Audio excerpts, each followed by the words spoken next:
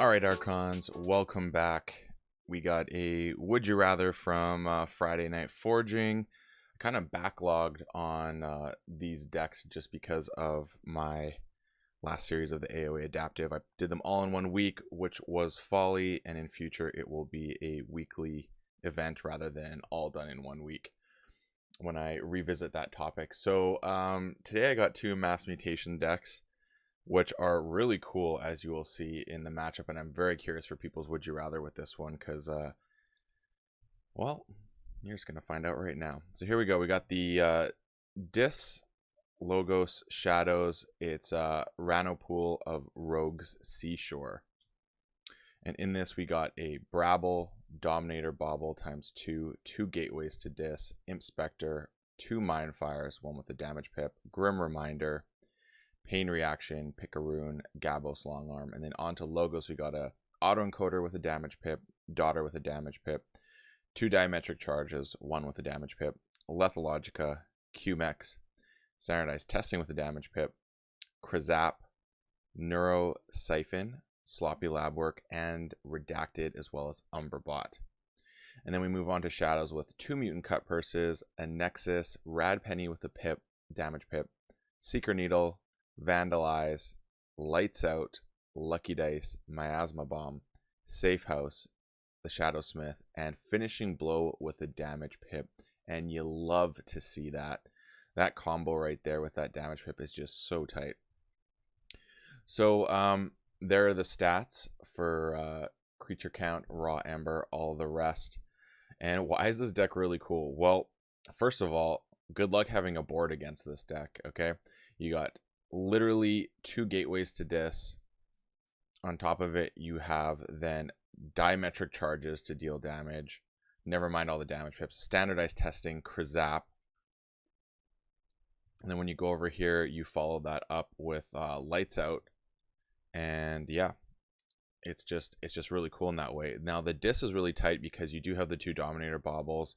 Brabble is great in Imp Spectre because if your board's being wiped, you don't care. Obviously, Mind Fires are really nice disruption, as well as potentially being Ember Control. With all those board wipes, it's really nice to have the Grim Reminder in here to pull some stuff back. Don't see Gabos that often, so yeah, that's really cool. It provides some nice protection to get to keep swinging. And obviously, Autoencoder is never something you're sorry to see, so that's fantastic. Again, drawing, you love it. Lethalogica, again, super nice in this deck because I don't mind cycling through some of the stuff in here. Neurosiphon, yeah, Sloppy Lab. The Redacted is great. I mean, being able to not be answered to, like you can just forge your second key, call Logos again, and win the game is kind of a wild proposition. And I do think that Logos, well, I wouldn't say Logos you're incentivized to call in this deck. It doesn't have a ton of creatures, but I think you can do a lot of stuff with Logos that keeps you coming back for more. I actually think that well, this deck doesn't have a ton of creatures first off, but I think Shadows is where you can go because you got a really sticky Shadows board due to mutant elusive shenanigans. The 2 Mutant Cut Purses are whatever. Nexus, a little bit of artifact control in a way / utilizing. And you're never sad to see Rad Penny, especially with a Seeker Needle. That just gives you some fun times there. Vandalize is great. Disruption again. Handle that. Protect your creatures. A little bit of delay. Safe House, even recur Rad Penny, which is the way I like to use it in this deck. And then Shadowsmith just to be annoying, and Finishing Blow. Really cool deck. I think this deck actually just does things, but yeah, it's not a ton of creatures, nor creatures that really stick on the board that much, but it has a really sick artifacts. Like there's 1, 2, 3, 4, 5, 6, 7, 8 artifacts in this deck, so that's pretty wild in and itself. Also thins out the deck to keep it on board, and you can cycle through your other cards faster, which is kind of cool. Now on to the other deck, and this one we start off with an Autoencoder, surprise, bot booked in, Damobot, a Daughter as well, Effervescent Principle, QMEX, 2 Quixos, 1 with a draw pip, a Chronos, which you love to see, a Neurosiphon in this deck as well, and the Archivist, which is really cool based on everything here. And you got an Odd Clod as well.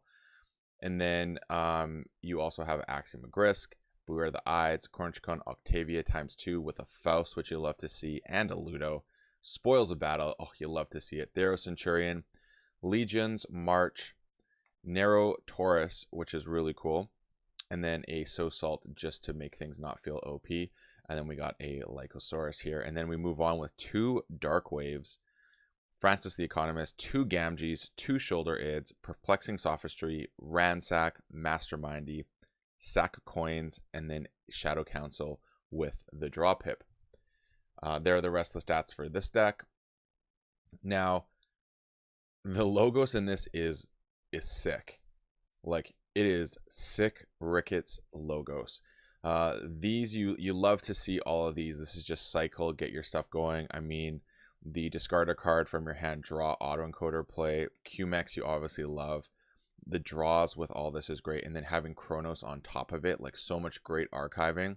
Again, you can do steal and draw.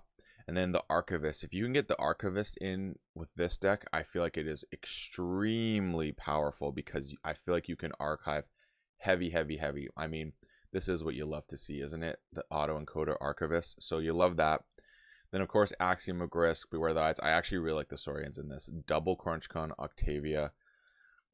And I definitely say that name wrong, but I'm not changing. Then we have Faust and Ludo. The Ludo, I mean, I think there's an argument to be made.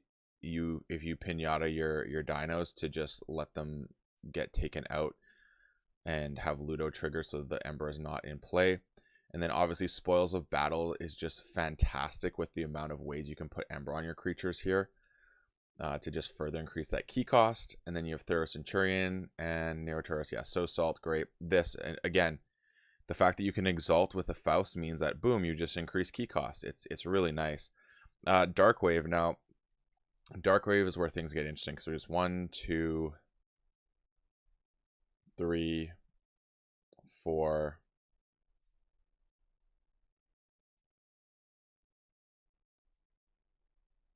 5.